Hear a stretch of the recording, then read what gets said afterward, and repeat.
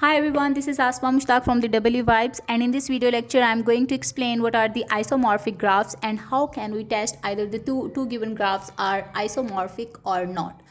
For that we need to check basically three properties that says if the number of elements in both graphs are same, then we will check or move to the second property. What is meant by the number of elements? By the number of elements, we mean that if the number of vertices and the edges in both graph are same, then the second property says that the each vertex should have the same degree, or the degree of each vertex in both graphs should be same.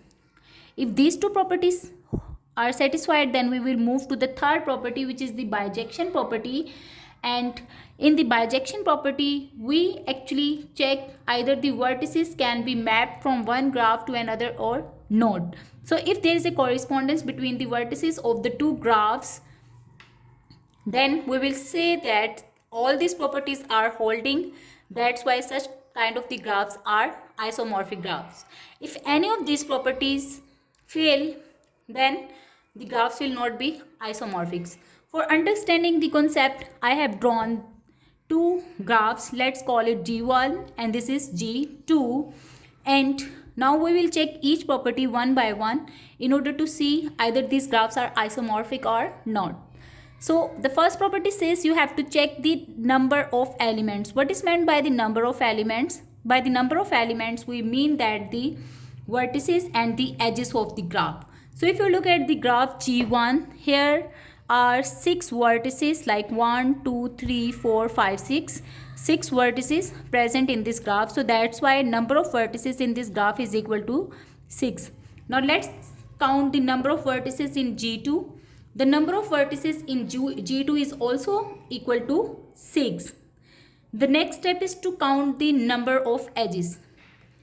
What is an edge? An edge is an interconnection between any two nodes. So if you start counting from the node 1 to node 2, this is the first edge, second edge, third, fourth, fifth, 6, then 7, 8 and 9. So here are 9 edges present in this graph. And similarly, if you count the number of edges, so you can see 1, 2, 3 that are actually connected at the node A. So 1, 2, 3, then 4, 5, 6 and then 7, 8 and 9. Alright, so here are 9 edges involved in the second graph or G2 graph.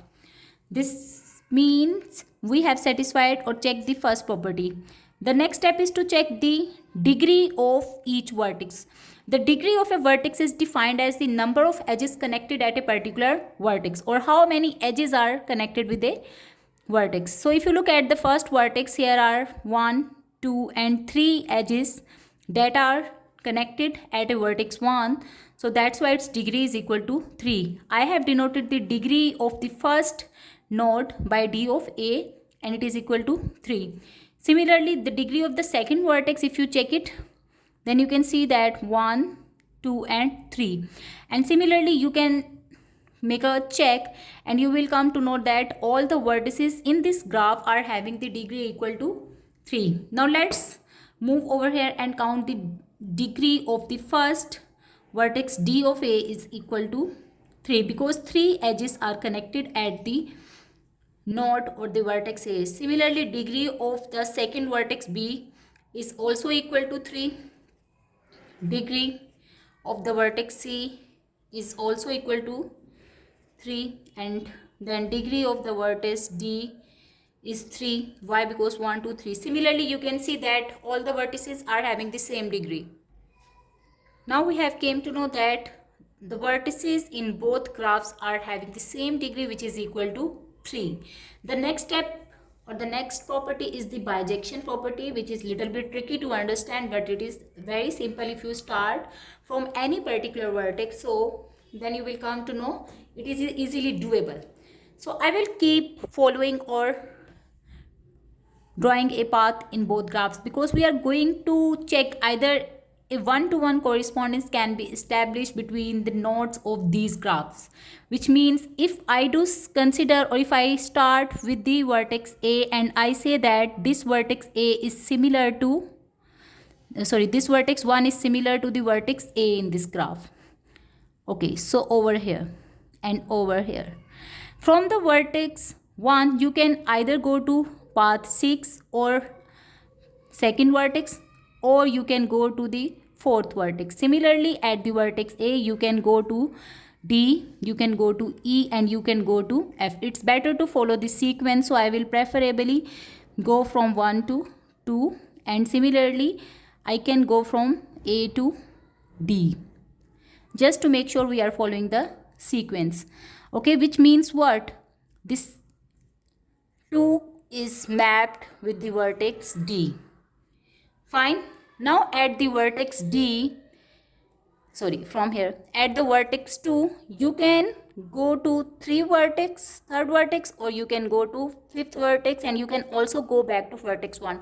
But since this vertex has already been mapped, so I will preferably go to the third vertex D, and from here, being on the vertex D, we can go to B or we can go to C. So it's better to go to B. Fine. So 3 is equal to B.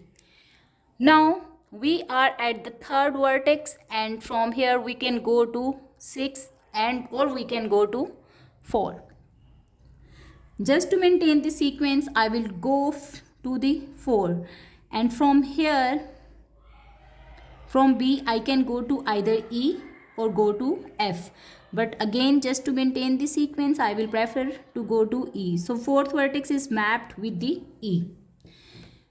Now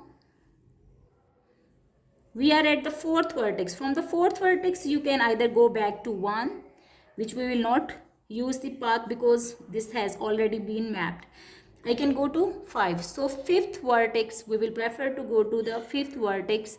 So fifth vertex is equal to what? Here we have moved to E. From E, you can go to C, or you can go back to D, or you can go to B again. But we will not go back. We will go back to C.